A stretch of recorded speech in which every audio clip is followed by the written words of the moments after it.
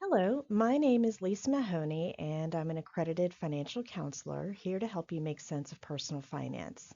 Thank you for joining me for our conversation about cash flow planning. In reality, this video is about knowing exactly where your money is going, learning how to financially adapt to whatever situation you face, and consistently follow steps that create financial security so you can build the life you want. And although this may seem like a conversation about money, it's really a conversation about you, your values, your priorities, and the kind of life you want to build. Money is a tool, not the goal. In our time together, I will share how to adapt your finances during periods of uncertainty so you can respond instead of react. How to build financial security and resiliency so you can stop living paycheck to paycheck and make your money behave. And finally, how to create a cash flow plan that works during survival mode and supports long-term stability and confidence.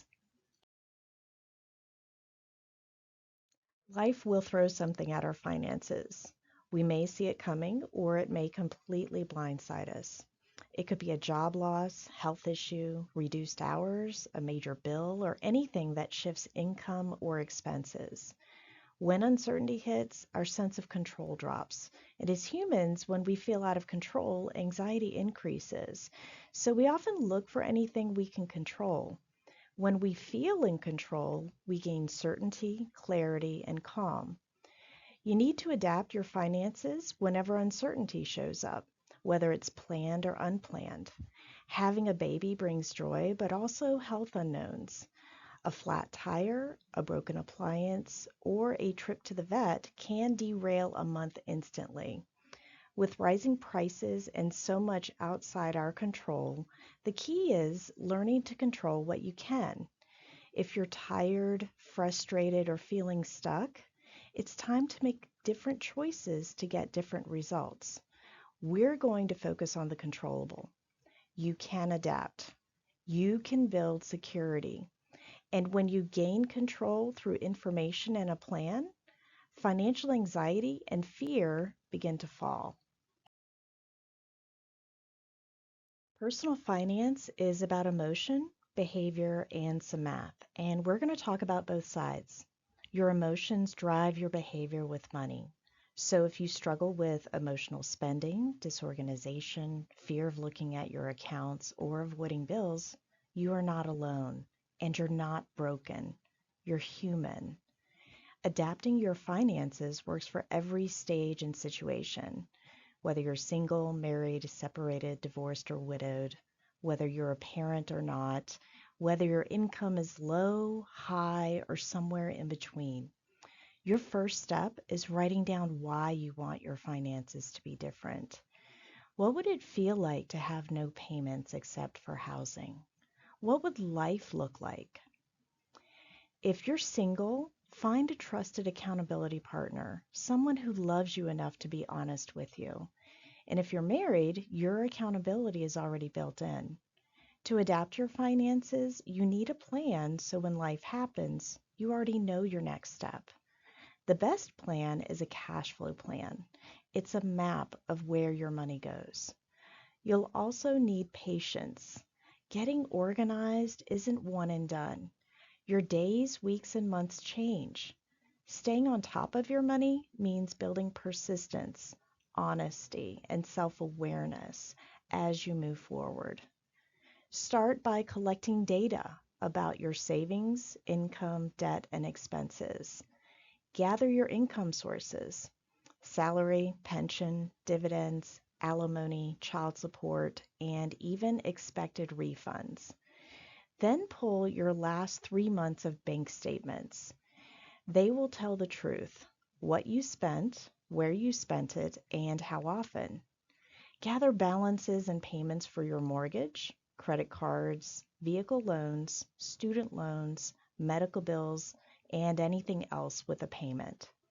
Once you see all this clearly, you can make informed choices that align with the life you want. To take control of your finances, you must calm your emotions by using facts, structure, and a plan. We fight fear with facts and anxiety with empowerment. Start by prioritizing needs, the things necessary to live, work, and stay healthy. Groceries, shelter, transportation, and health. We focus on these areas first. Once needs are covered, then we review all income, expenses, debt, and non-retirement savings. To map your cash flow, use whatever tool works for you, whether it's pencil and paper, an online tool, an app, or an Excel spreadsheet. The best tool is the one that you use. This will take 60 to 90 minutes to set up the first time, and it won't be perfect. It takes about 90 days or 3 months to find your rhythm, anticipate expenses, and get organized. Eventually, it becomes a 10 to 15-minute habit, and that could be either every paycheck or every month. When uncertainty hits, keep prioritizing and save whatever you can until the situation stabilizes.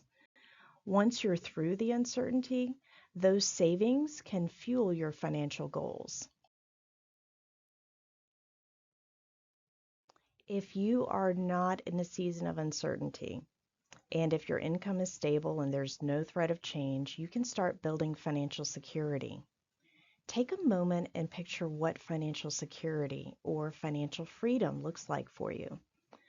What would life look like with no payments except for housing? Would it be travel, home ownership, generosity, creating a legacy? Let's walk through how you can move toward the life you imagine. My philosophy for personal finance comes down to 3 points. Keep it simple. Finances shouldn't be complicated or hard to understand. Minimize risk without jeopardizing reward. Protect what matters while still growing wealth. And finally, do what millionaires do. We study best practices in every other field, and why not with money? According to the book, Everyday Millionaires by Chris Hogan, which studied over 10,000 U.S. millionaires, the top professions include engineer, accountant, and teacher. They live below their means. They drive used cars. They pay off their mortgages in 11 years or less. And 84% did not inherit their wealth.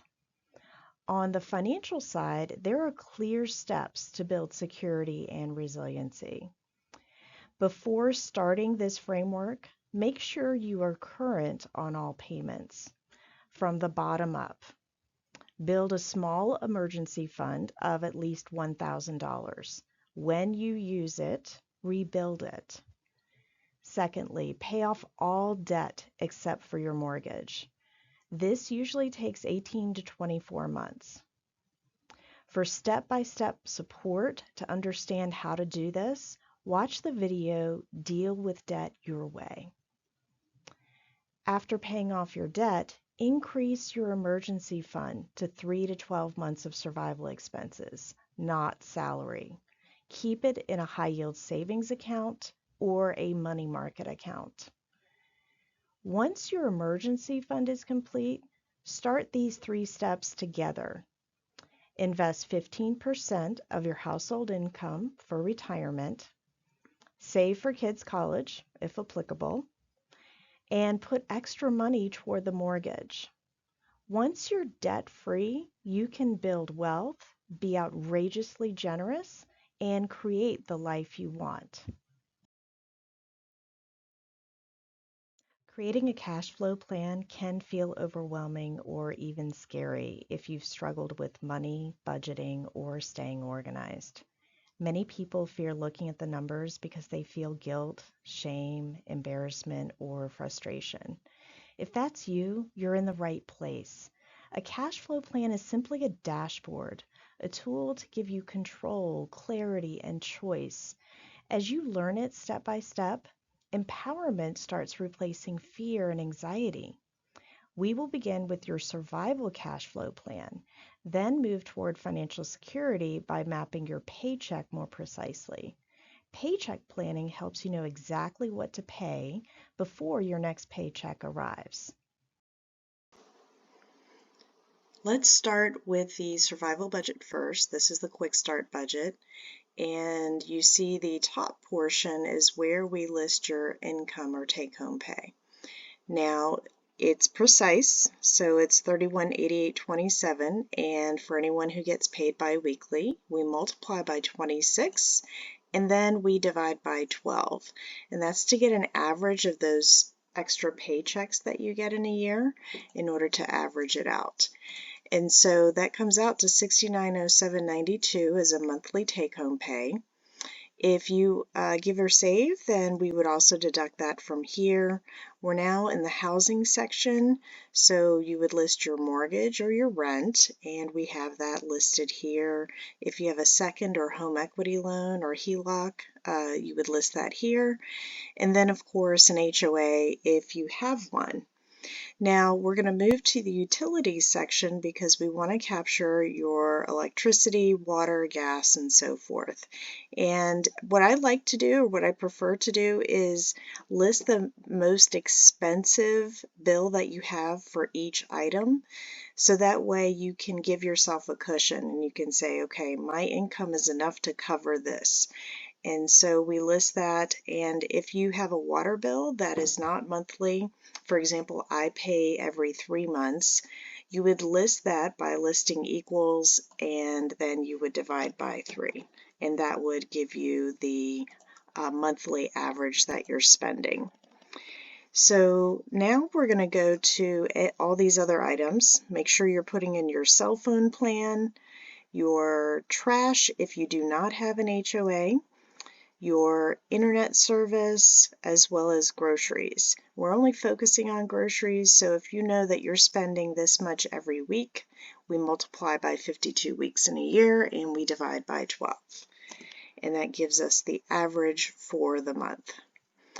We next move on to the transportation section, and we make sure we put in those car payments. And the next part is tolls or repairs and tires. If you know that you have a transponder and you occasionally use the transponder on the toll roads, be sure to include that. For car insurance, if you're paying every 6 months, you can find that 6-month amount and then divide by 6. And then for fuel and oil, what I did was I said, okay, it takes $45 to fill your tank. It may not be $45, whatever that is. And then if you fill up every other week, that's 26 times a year. We divide by 12, and then I multiplied by 2 vehicles. I also included what it costs for synthetic oil change. And for me, it's $132 with tax. I get it changed 4 times a year, and in this case, we have 2 vehicles, and we divide by 12. And that's how you capture the expenses for your vehicles. Now there is a limited personal section, so if you're buying clothes, maybe not very often, you can also divide that out, whatever that is, and that way you have an average monthly amount.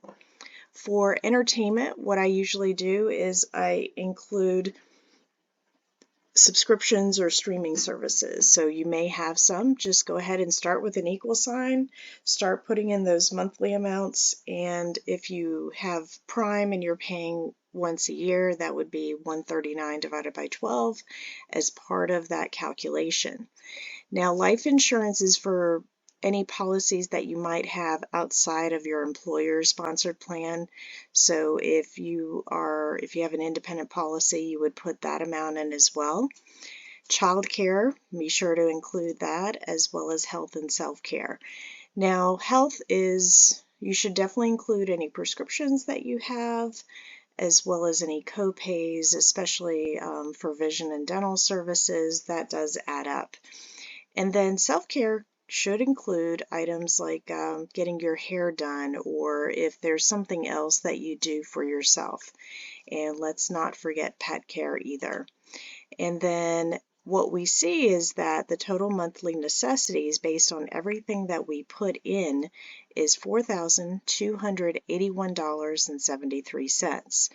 Now, based on the average monthly income that we entered, what we see is that the surplus that's left over is $2,626.19, and this amount is actually really deceptive. The reason for that is because we are focusing your money on necessities only, and this does not account for the drive-through, takeout, or delivery that you may be getting throughout the month, as well as the payments that you're making for credit cards, student loans, anything else that you're making payments on. So it's very likely your surplus is actually less. What we do know is that the necessities is a great way to actually help you determine what your emergency fund should look like. Your emergency fund should be at a minimum 3 months of expenses. And so you can see here that three months for in this example is $12,845.20.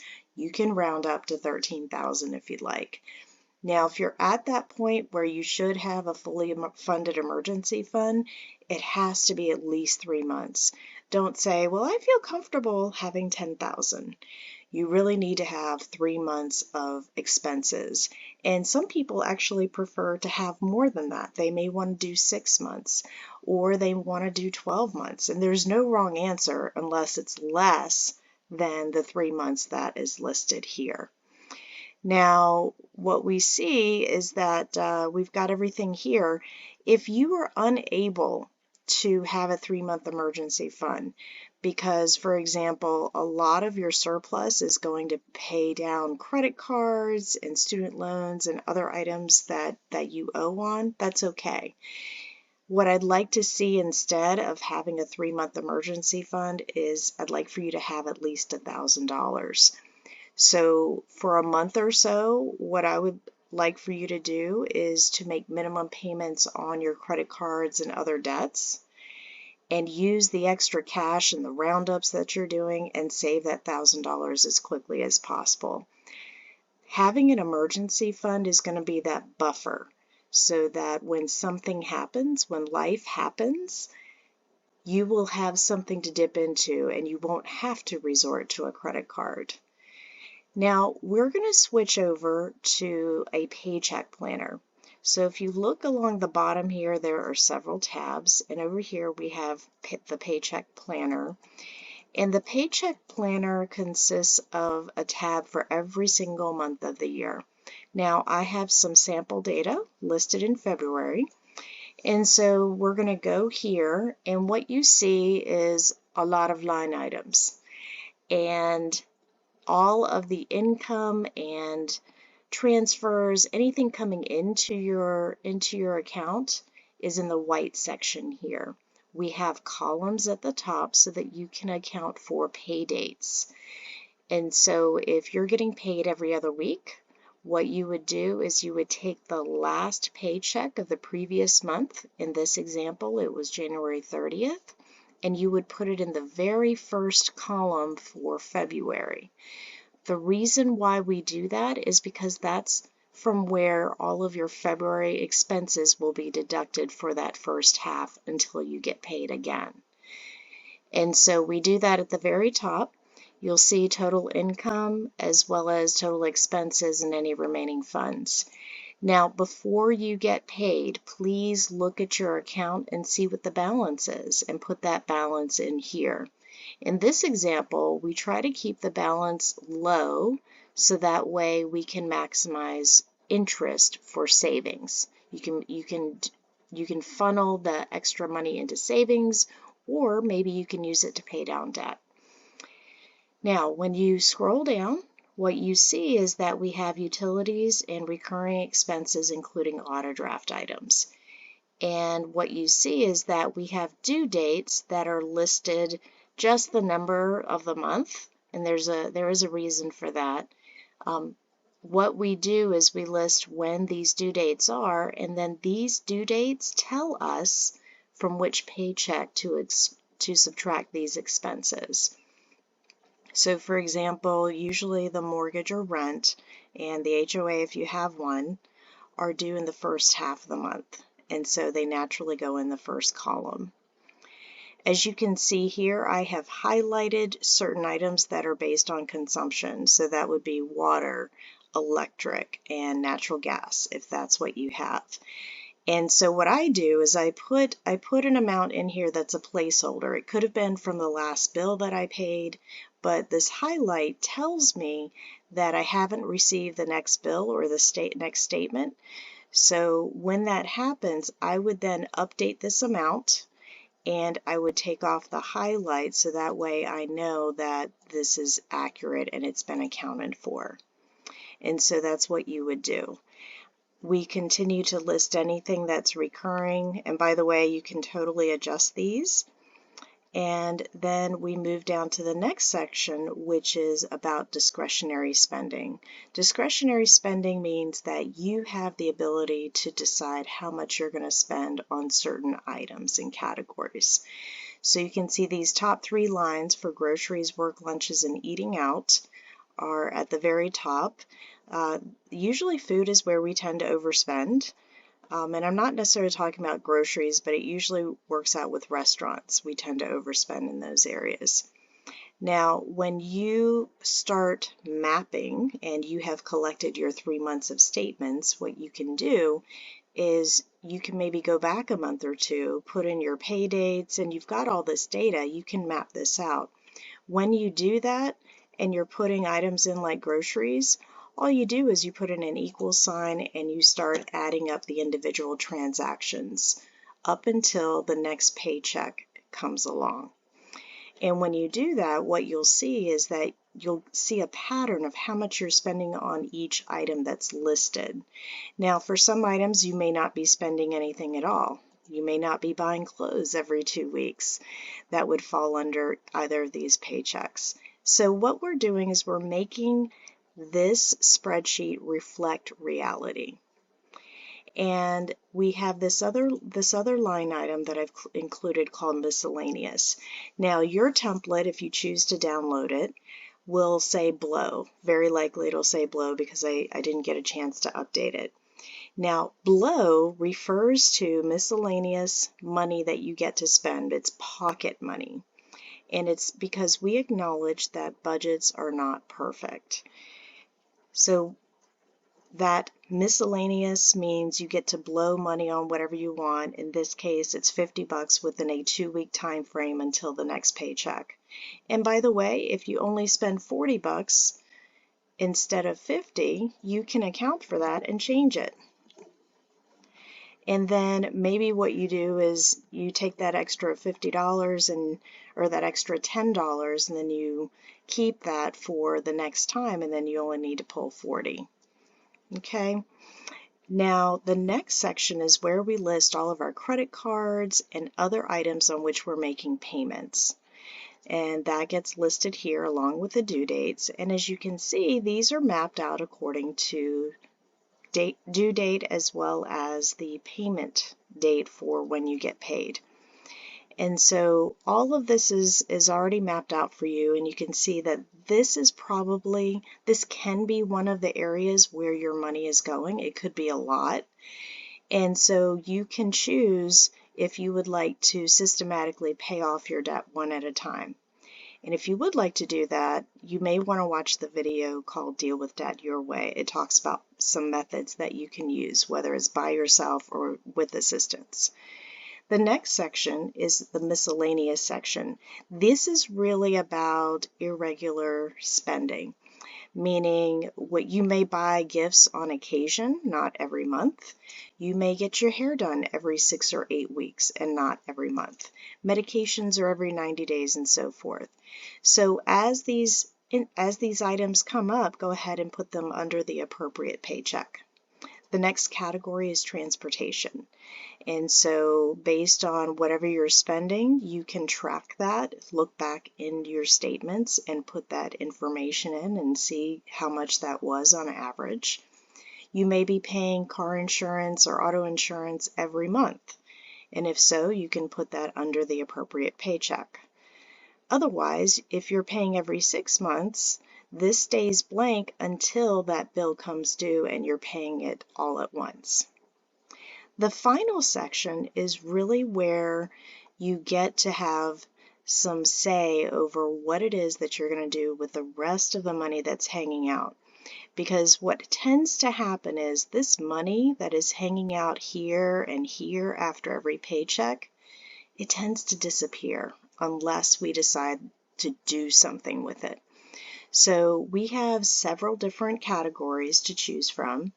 If you are on the very first item, which is the emergency fund, and you need to get that $1,000, this is a perfect opportunity to devote that money to that category.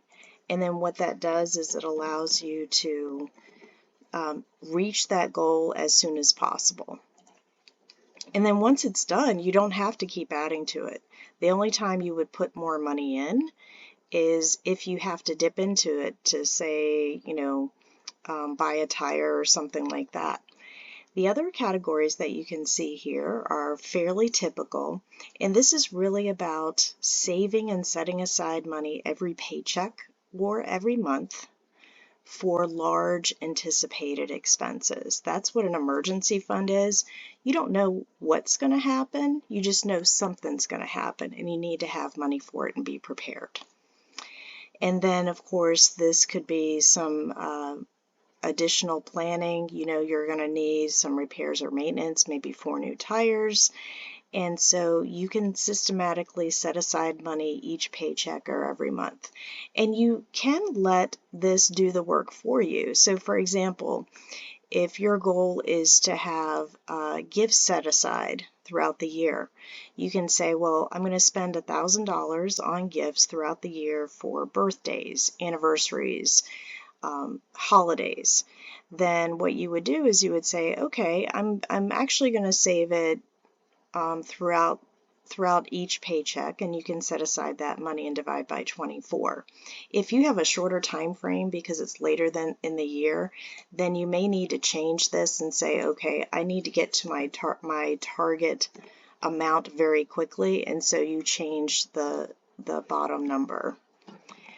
And then once you reach that target goal and then you decide, well, now I have more time throughout the year, then you can do it every month or every paycheck, and that's how much will be set aside. But these are reasonable amounts, and you can do this. And so we always have to be mindful right here that we want to make sure that we are not going past what we have, right? And so we want to make sure that we are reaching zero. We're not spending all the money, we just know where it's all going. Now, what we see here is, I'm going to scroll back up. The reason why I have these due dates listed the way they are is because you can then copy this. Do not go into the gray area, by the way. You can copy this whole section because now you have your established due dates that you have set up. And then you can move into the next tab and put all of these recurring expenses in. It's that simple, and it sets you up automatically. And as you can see here, I put the pay at the top so that you can see. Now, one thing I do want to mention is we know we tend to keep money in our account even though we have designated it for something else, and that's fine. Perhaps you want to make sure that you have money and that you're bringing it back. So for example, you're setting aside money for gifts throughout the year and somebody's birthday is coming up. So let's say it's happening and you want to purchase it in March. In order to bring back those funds that you have been diligently setting aside, you would say, okay, I know that I'm going to need $40 for that gift. What it does is it actually adds to the remaining funds available. So then you can turn around and spend it right here on gifts. And then as you see right here, this effectively zeroed it out because we brought the money back right here in the savings section, and then we spent it. Or, maybe you don't spend it in this paycheck, maybe you spend it over here. And so that's how you are accounting for all of these little savings buckets that you have. Now, if you want to figure out exactly how much you have for each of these savings categories, you would come over here to the savings statement, which is just past the December. And if you have some money in savings, you can designate money for certain areas ahead of time. And then anything that you're setting aside each paycheck and each month gets automatically added. And as you can see here, it generates a balance. And so you can see, for example, we're really close to that $1,000 for the emergency fund, and we started to set aside additional funds for other categories. Now at the bottom, you have a total amount of money, and that looks like a lot of money, and it is. But what happens is we kind of forget how this is broken out, and so this really helps you to see that. Now, this is everything that I have for you for the paycheck planner, so please give it a try. If you are married, please sit down with your partner, or if you're in a serious relationship, sit down with your partner and have your partner read the transactions to you and the dates, so that way you can align them to the appropriate paycheck, the pay dates that you have, and you can get them aligned and see where your money is going. This is an excellent visual dashboard. If you're single, maybe you have someone that you trust that you can sit down and do this. Initially, this is going to take maybe 60 minutes to set up because it's a lot of getting organized. And so it's going to take some time to get it set up. You're going to do this, and as you do this, it's going to take about 90 days, so 3 budgets to get used to this format, this rhythm, figure out where your money is going. And if you're going back in time with the different statements, you can see patterns, and then you can decide for future tabs and future months, do you want to maybe set a boundary or set maybe some guidelines as to how much you want to spend. Maybe you want to curb your spending in certain areas. I'm not asking you to not eat out. You get to make these choices as adults, okay? So I hope this helps, and let's keep going with the video.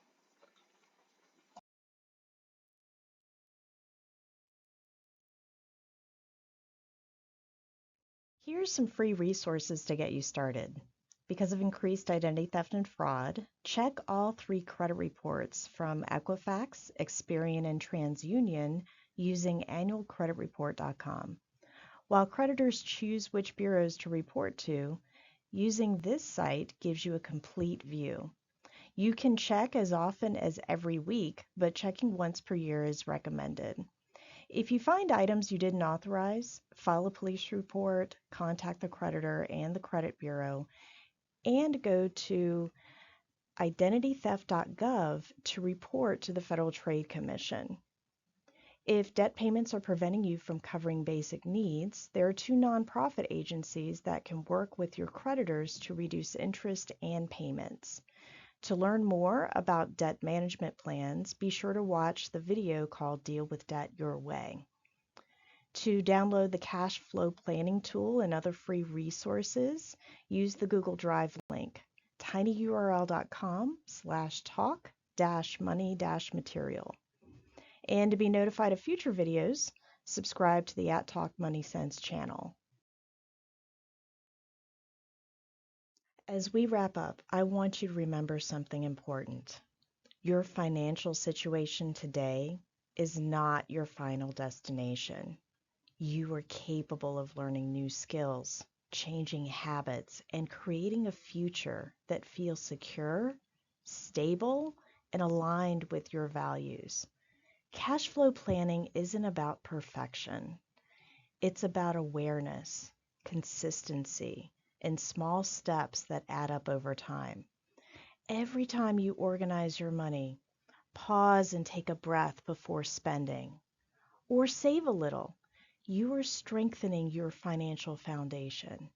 You are taking control, even when life feels uncertain. Money touches every part of life, and emotions will always play a role. But now you have tools, structure, and a plan to help you respond intentionally. instead of reacting out of stress or fear. That is real empowerment. As you keep moving forward, keep learning because knowledge builds confidence. Keep earning because income fuels your goals.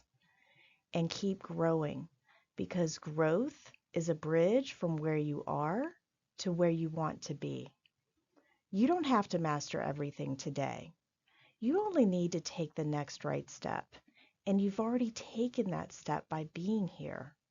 Thank you for letting me be a part of your financial journey. You're not alone. I'm here to support you as you build a more secure, hopeful future, one step at a time.